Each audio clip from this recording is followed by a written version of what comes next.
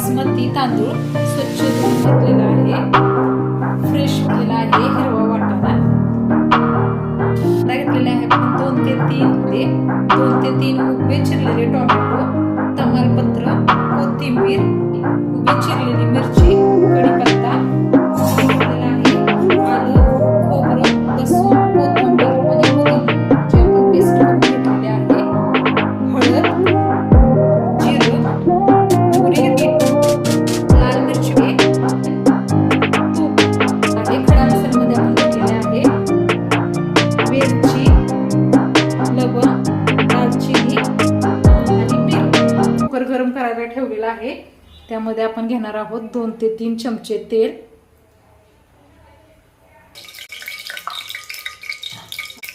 मोहरी,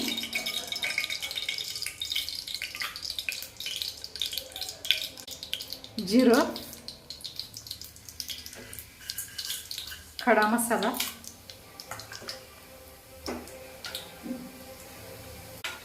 तमालपत्र, कढीपत्ता. त्यानंतर आपण ह्यात ॲड करणार आहोत कांदा.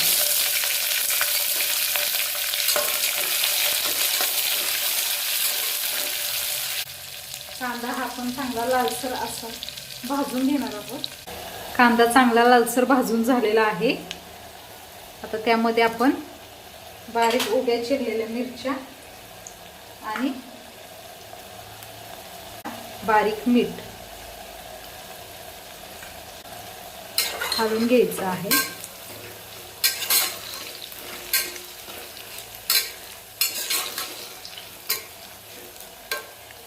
यामध्ये आता आपण टाकणार आहोत टोमॅटो,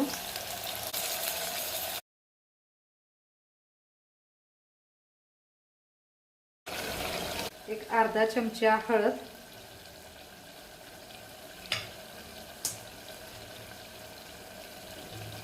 लाल मिर्च पावडर